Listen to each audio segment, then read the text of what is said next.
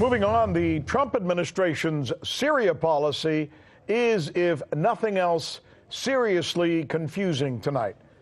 One day we're in, the next we're out. One day ISIS is defeated, the next they are not. One day the troops are coming home, the next we're sending more.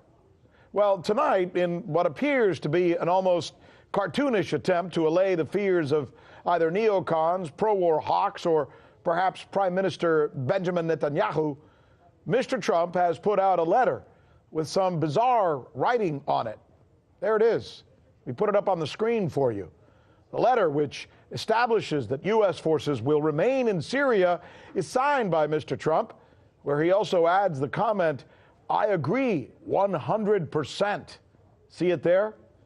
It's actually written in bold as if to leave no doubt that the president has once again changed course.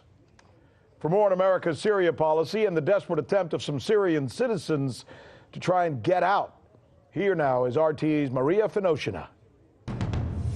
Dramatic humanitarian and security situation in Rukban camp in southeastern Syria has been constantly triggering numerous concerns from the Russian side that blamed America, that is currently controlling this vast area along the demilitarized zone between Syria and Jordan, for severe living conditions of the refugees inside the camp that were, among other things, reportedly openly threatened by jihadists that not only had managed to settle in that camp, as Moscow believes, not without some help from the U.S. military on the ground, but also take control over some territories and also over humanitarian aid traffics in the area, basically taking people inside the camp hostage. Both Moscow and Washington officials have repeatedly confirmed, in fact, that indeed some former or current Islamists probably managed their way to Rukban camp. Russia has constantly been calling on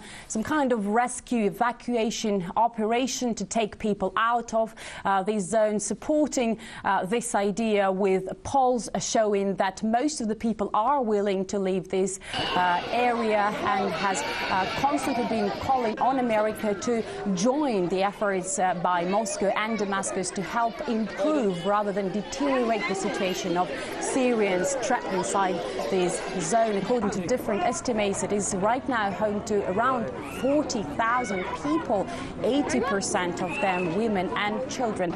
And earlier on Wednesday, we heard a statement from Russia's defense ministry saying that America remains deaf. America does not want to support any evacuation rescue efforts.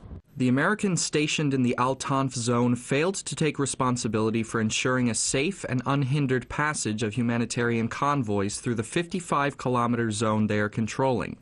This has essentially derailed the implementation of a highly important humanitarian operation aimed at rescuing Syrian citizens trapped in the Rukban camp.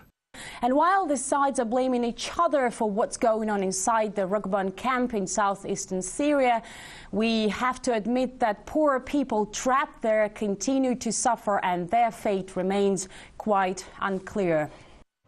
I'm Rick Sanchez. You found us on YouTube, and that's awesome. But you know what? I'm also live every night at 7 and 8 p.m. Eastern on DirecTV and Dish and cable and satellite, the RT app, and Pluto TV.